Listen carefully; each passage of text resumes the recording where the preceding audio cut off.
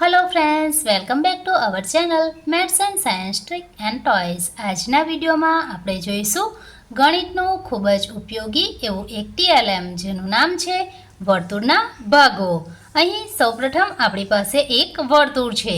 તેના કુલ 8 ભાગો છે.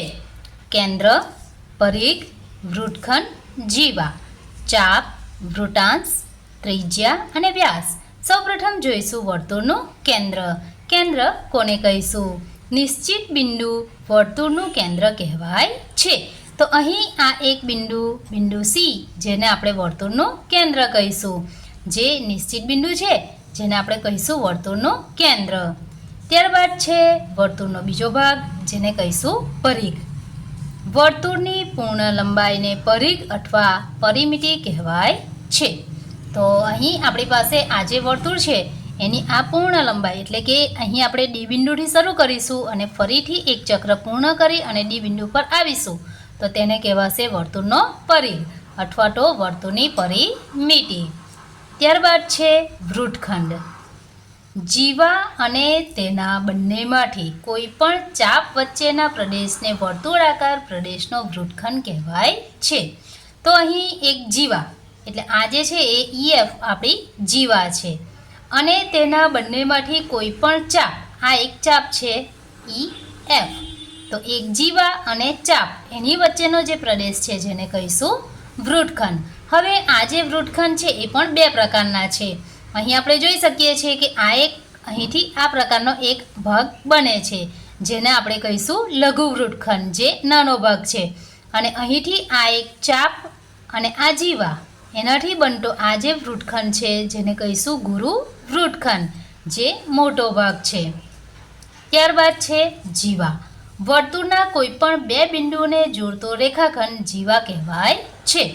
તો અહીં આપણી પાસે આપણે જોઈ શકીએ છીએ EF એ આપણી જીવા છે. વર્તુળનું એક બિંદુ છે બિંદુ E, બીજું બિંદુ છે બિંદુ F. તેને જોડતો રેખાખંડ જેને આપણે કહીશું વર્તુળની જીવા, એટલે કે EF, રેખાખંડ EF એ આપણા વર્તુળની જીવા છે.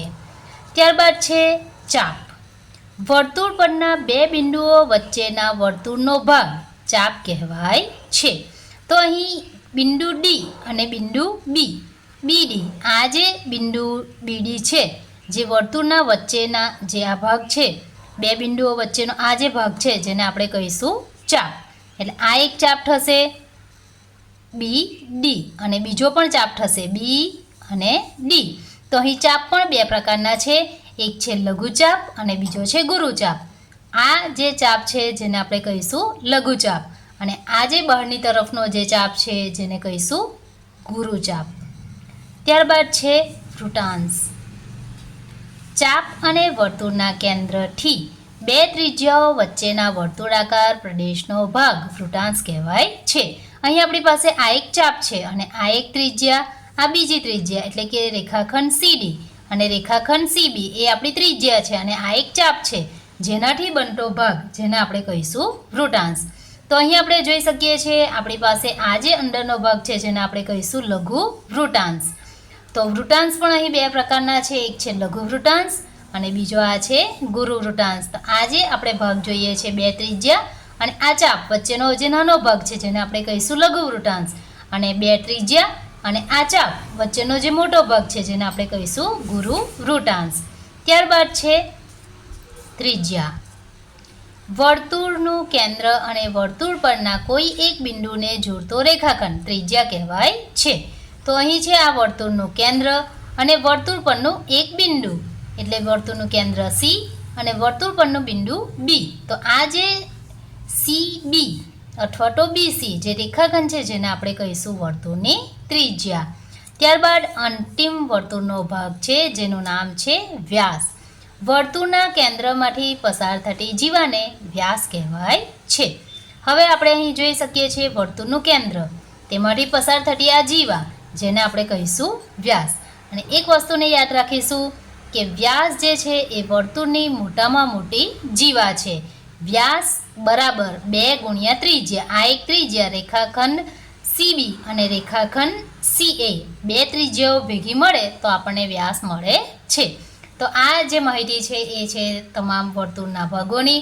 મિત્રો આ ટીએલએમની મદદથી આપણે વર્તુળના તમામ ભાગો અને તેની વ્યાખ્યા ખૂબ જ સરળતાથી યાદ રાખી શકીએ છીએ. જો મિત્રો તમને આ વિડીયો ગમ્યો હોય તો લાઈક કરશો, મિત્રોમાં શેર કરશો, નીચે રહેલ સબસ્ક્રાઇબ બટનને ક્લિક કરી બાજુમાં રહેલ બેલ આઇકોન પર જરૂરથી ક્લિક કરશો, જેથી નવા વિડીયોની નોટિફિકેશન તમને ખૂબ જ ઝડપથી મળતી રહે. Thank you.